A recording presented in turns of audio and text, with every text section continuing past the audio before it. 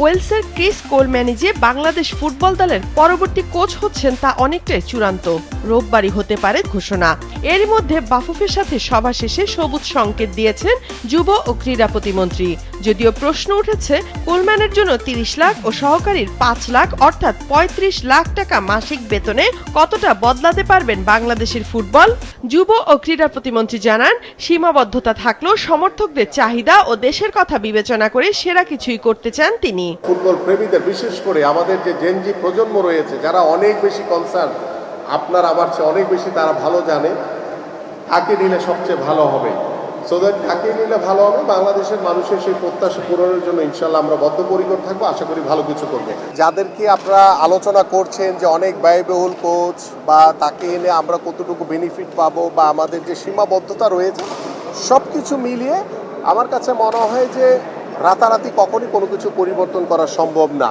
যে কোনো কোচকে, আমি যখন খেলেছি তখনও আমরা একটি কথা বলেছি, যে কোনো কোচ আসলে তাকে একটা নির্ধারিত সময় দেওয়া উচিত, সেই সময়টা অনুযায়ী তার কাছ থেকে আবার সেই রেজাল্ট আমরা প্রত্যাশা করি। ১৯৮৬ সাল থেকে খেলোয়াড়ি জীবনে সেন্টার ব্যাকে Coleman Man City, Swansea City, Crystal প্যালেসের মতো ইংলিশ প্রিমিয়ার লিগের দলে খেলেছেন। ১৯৯২ থেকে ২০০২ সাল পর্যন্ত ওয়েলস জাতীয় দলের হয়ে খেলেন ৩২ ম্যাচ। কোচ হিসেবে ইংল্যান্ডের ক্লাব ফুলহাম, সান্দারল্যান্ড, স্পেনের রিয়াল সোসিয়েদাদ ছাড়াও ওয়েলসের ডাগ আউটে ছিলেন ৫ বছর।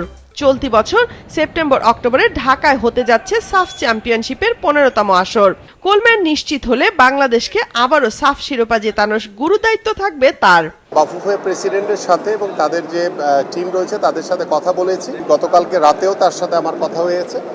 সো আমরা যেহেতু একটি শর্ট লিস্ট হয়ে এসছে, আপনারা জানেন যে কোচদের তালিকায়, এবং আমাদের আগামী ২ বছরে আমাদের যে খেলাগুলো রয়েছে বাংলাদেশ জাতীয় ফুটবল টিমের, সব কিছু বিচার বিশ্লেষণ করে আমরা আমাদের ভবিষ্যৎ ফুটবলটাকে, যেহেতু ফুটবলের যে ক্রেজ বা বর্তমানে ফুটবলকে কেন্দ্র করে বাংলাদেশের মানুষের যে একটা প্রত্যাশা রয়েছে, সেই প্রত্যাশাটা পূরণ করা হচ্ছে আমার কাছে সবচেয়ে বেশি জরুরি। ২ বছরের চুক্তি হবে কোলম্যানের সঙ্গে। প্রথম মিশন হবে সান মারিনোর বিপক্ষে ফিফা উইন্ডোর ম্যাচ।